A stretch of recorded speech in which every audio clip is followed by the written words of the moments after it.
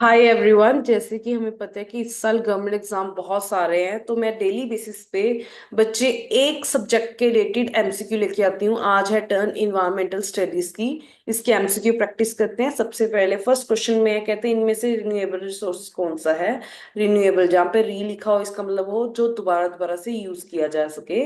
देखो बच्चे, ये तीन चीजें, एक विंड, हवा ऐसी है जिसे आप बार बार यूज कर सकते हो, तो विंड एनर्जी ऐसा सोर्स है जो हमें, जिसे हम कह सकते हैं कि वो रिन्यूएबल रिसोर्स है। कहते हैं मेन फंक्शन क्या है ओजोन लेयर का। बच्चे, ओजोन लेयर क्या करती है, हार्मफुल जो यूवी रेज है ना, उससे हमारी अर्थ को प्रोटेक्ट करती है, हमें प्रोटेक्ट करती है। हम कहते हैं ना ओजोन डिप्लीट हो रही है।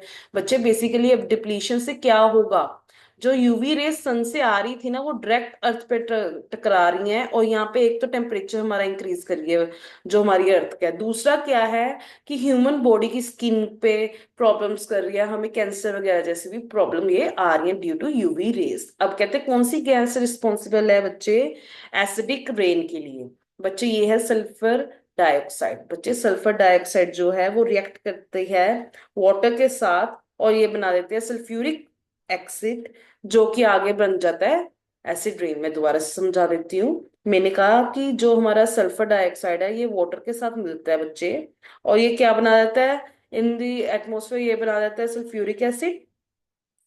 सल्फ्यूरिक एसिड जिसे हमारा केमिकल फॉर्मूला है H2O SO4। और ये क्या कर देते हैं आगे, क्या बना देती है ये एसिड रेन। समझ आए बच्चे। अब कहते हैं क्या, इनमें से कौन सी एग्जांपल है प्राइमरी कंज्यूमर की। बच्चे, जो हमारी काउज है ये क्या है प्राइमरी कंज्यूमर। अगर आपको प्रॉपर वो चार्ट पता हो तो सबसे पहले नीचे हर्बीवोरस आते हैं, फिर कार्निवोर्स, फिर सबसे ऊपर ओमनिवोर्स। ये प्राइमरी होते हैं, ये सेकेंडरी, और इन्हें हम टर्शरी कहते हैं बच्चे। जो हर्बीवोर्स है जैसे काउ, जो कि सिर्फ घास फूस खाती हैं, उन्हें हम कहते हैं प्राइमरी कंज्यूमर। जो लॉइन हो गया, ईगल हो गया या टाइगर हो गया, ये सारे हमारे कार्निवोर्स है, ये सेकंड वाले में आ जाते हैं। ओके। उसके बाद कहते हैं जो टर्म है बायोडिवर्सिटी हॉटस्पॉट, ये किसने क्वाइन की है। हाँ जी बच्चे, ये की है नॉर्मन मेयर्स ने। ठीक है।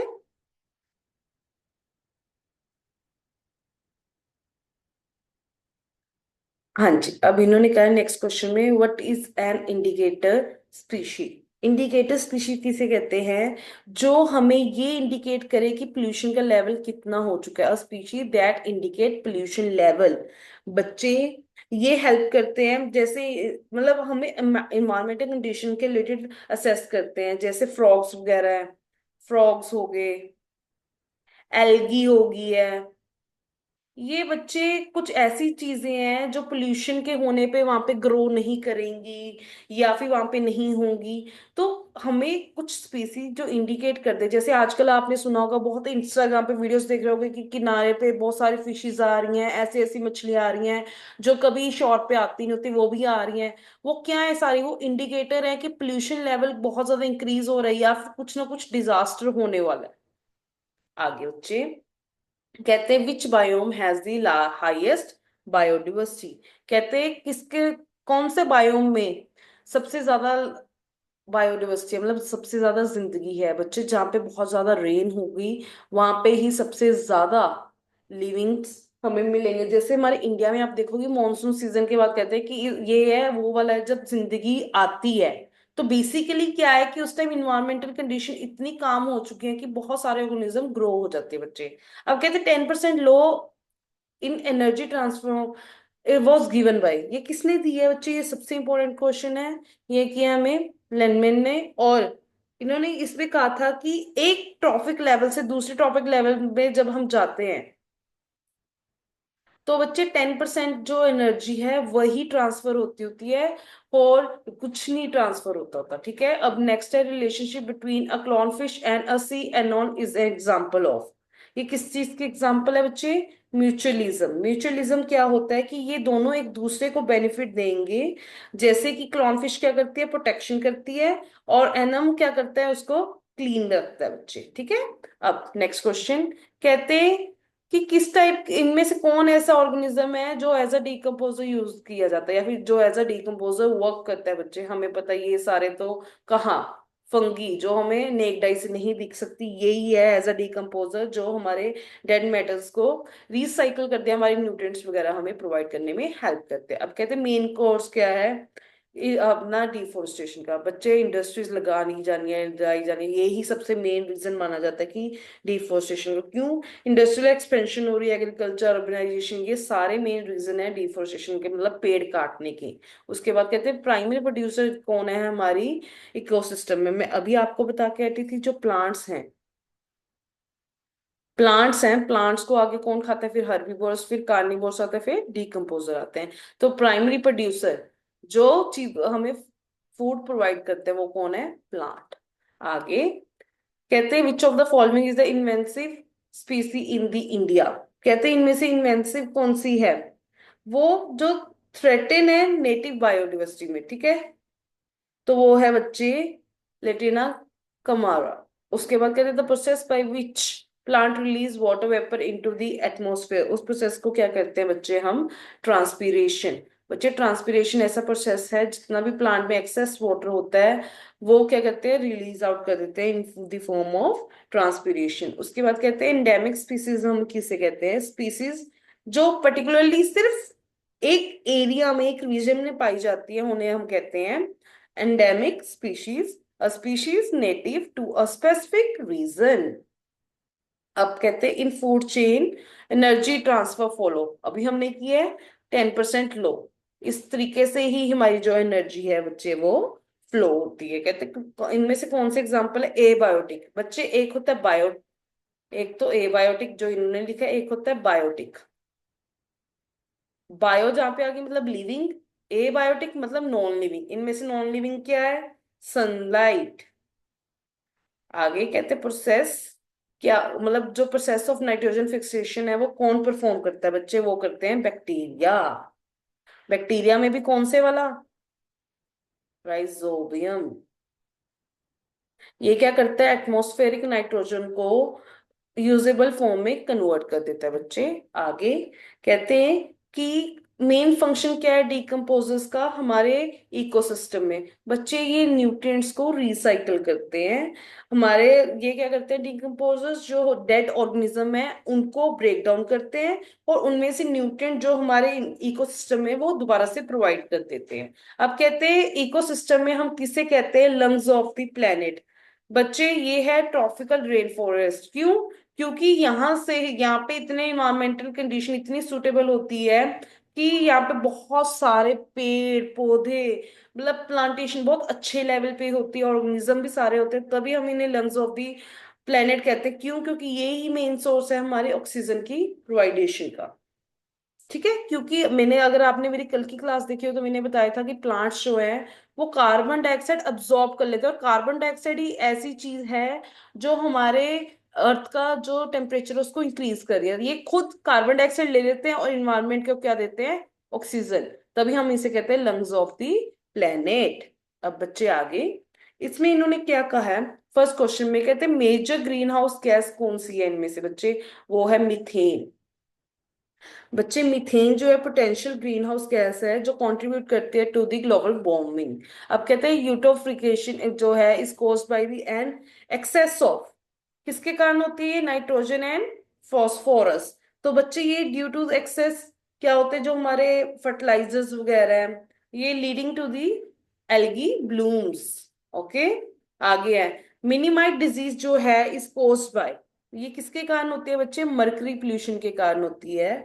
ये इसमें क्या होता है, ये हमारे नर्वस सिस्टम को डैमेज करती है बच्चे। उसके बाद नेक्स्ट है, कहते हैं which of the following contribute the most to the air pollution. कहते हैं इनमें से कौन सी ऐसी चीज है जो सबसे ज्यादा एयर पोल्यूशन करती है बच्चे, इंडस्ट्रियल एमिशंस। जो इंडस्ट्री से धुआं वगैरह निकलता है ना, वो सबसे ज्यादा एयर पोल्यूशन करती है। 2020 में अगर आपने सुना हो तो वो कहते थे जो हमारी ओजोन लेयर वो डिप्लीट जितनी हो रही थी वो दोबारा से रिकवर होनी शुरू हो गई है, इन्वायरमेंटल पोल्यूशन खत्म हो रहा है। बच्चे जो मेन इंडस्ट्रीज जो उस टाइम पे बंद हुई थी ना, उसके कारण ही हमारी जो इन्वायरमेंटल कंडीशन है वो इम्प्रूव हुई थी बच्चे। इंडस्ट्रीज ही मेन रीजन है एयर पोल्यूशन का।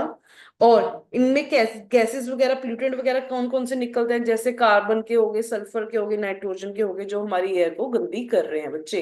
अब कहते हैं primary pollutant in photochemical smoke is, कौन सा होता है फोटोकेमिकल स्मोक में? Nitrogen oxide.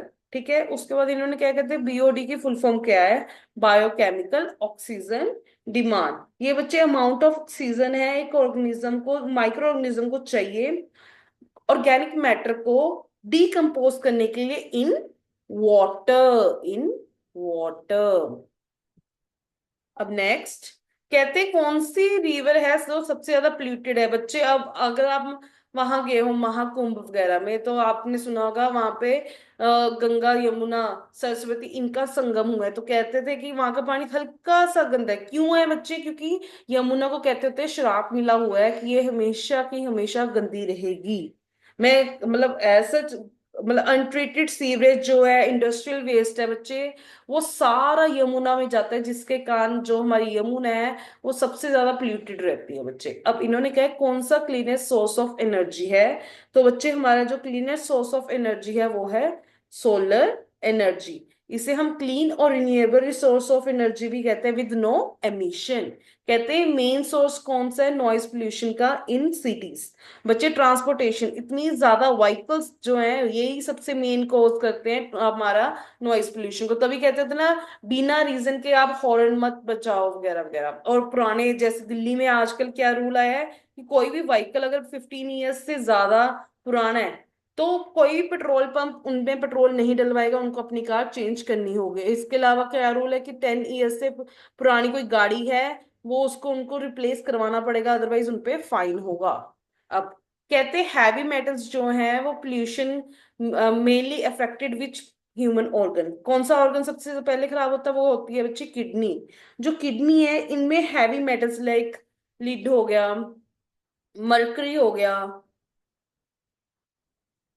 ये बच्चे एक्यूमुलेट हो जाते हैं, जिसके कारण हमारी बॉडी में टॉक्सिसिटी आ जाती है और हमारे ऑर्गन जो है वो डैमेज हो जाते हैं। कहते कौन सी गैस जो है रिस्पॉन्सिबल है ग्लोबल वार्मिंग के लिए? तो इजी है मैम, हमें पता ही है, कार्बन डाइऑक्साइड। मैंने अभी इतनी बार समझा दिया कि ये ट्रैप हो जाती है, जिसके कारण जो हमारे अर्थ का टेम्परेचर है वो गर्म हो जाए। आप कहोगे मैम कार्बन डाइऑक्साइड तो एयर में है, एयर में है बच्चे, बट इसकी एक्सेस अमाउंट हमारे ग्लोबल वार्मिंग कॉज कर रही है। अब आगे कहते हैं ब्लू बेबी सिंड्रोम जो है वो किस चीज से एसोसिएटेड है बच्चे?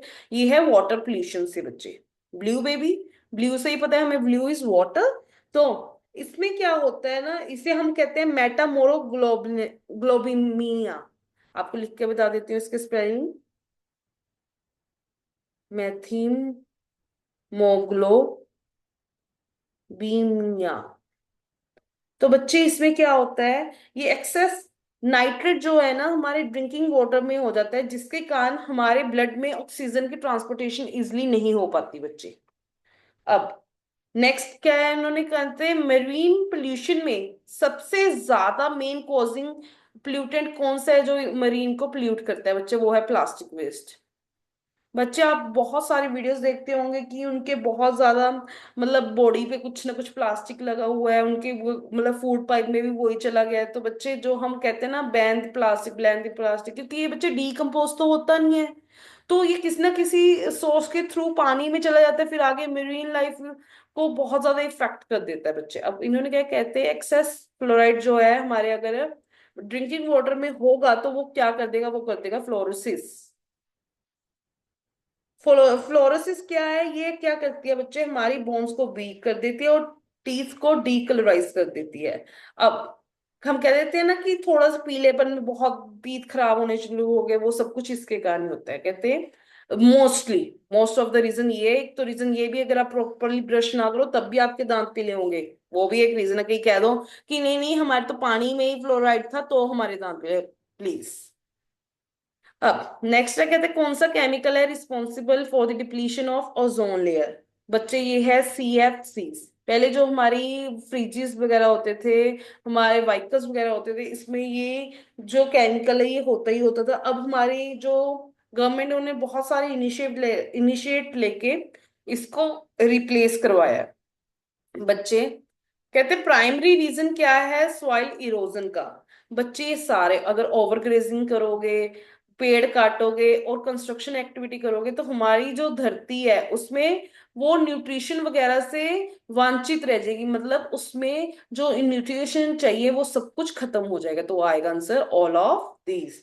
कहते मेन रीजन क्या है वाटर पोल्यूशन का इंडिया में, तो कहते अनट्रीटेड जो सीवरेजेस है ना, यही मेन रीजन है हमारे पोल्यूशन का, क्योंकि इनको क्या करते हैं डायरेक्ट डिस्चार्ज कर देते हैं रिवर्स में, जो आगे हमारी जो वाटर है उसको पोल्यूट कर, तभी ये जो यमुना वगैरह दिल्ली वगैरह से क्रॉस होती आती हैं बच्चे। और आपको पता है ये सबसे क्राउडेड एरिया है, वहां से सोचो ओपन सीवरेज डिस्चार्ज हो रहा है, वहां पे इंडस्ट्रियल वेस्ट जा रहा है, तो सोचो लेवल ऑफ कितना गंदी की जा रही है रिवर। और इसके लिए मतलब एक्शन लिए भी जा रहे हैं, वो एक्शन ना के बराबर है जितना उसको स्पॉइल किया जा रहा है, उसको जितना एक्सप्लॉइट किया जा रहा है। कहते हैं इनमें से कौन सी गैस है जिसे हम कहते हैं silent killer in the air pollution.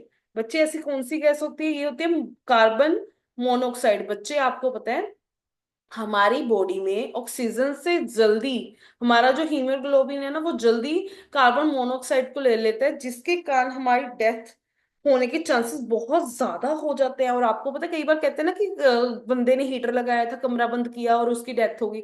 बच्चे क्या होता है कि जब हीटर से ना कार्बन मोनोऑक्साइड निकलता है, वो हीमोग्लोबिन पहले ऑक्सीजन को पकड़ने की जगह इसको पकड़ लेता है, जिसके कारण कुछ ही घंटे और कुछ ही मिनट में उस बंदे की डेथ हो जाती है।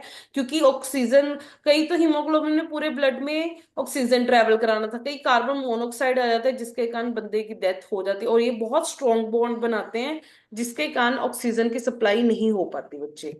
अब नेक्स्ट कहते मेन कंट्रीब्यूशन कौन करता है लैंड पोल्यूशन में। लैंड पोल्यूशन में बच्चे ये तो मैं कर ही चुकी हूँ, जो इंडस्ट्रियल वेस्ट है ना, ये water pollution, land pollution, air pollution, यही मेन है।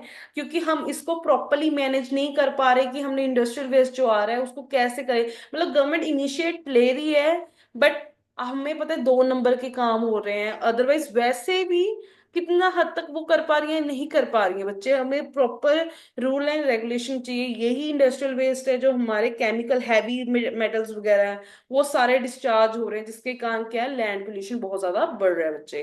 कहते हैं the presence of which of the pollutant in the water indicates faecal contamination. कहते हैं कौन से पोल्यूटेंट के कारण हमें पता लगता है कि फिकल कंटेमिनेटेड है, वो है क्लोरोफॉर्म बैक्टीरिया। बच्चे ये हमारी बॉडी को हाईली रिस्की वाटर होता है, मतलब गंदा पानी, मतलब फिक्कल तो आप मान लो किसे कहते हैं आपको पता ही है। तो that's all for today. Thank you for watching. अगर आपको अच्छी लगी वीडियोस तो मेरे को बताना। अगर आप चाहते हो कि पर्टिकुलरली एक एक सब्जेक्ट के प्रॉपरली आपको नोट्स बनवा के समझाऊं तो लेट मी नो टू, वो भी मैं आपको करवा सकती हूँ। अकॉर्डिंगली मैं आपके लिए वीडियो बनाऊंगी जैसे आप चाहोगे। For now bye bye.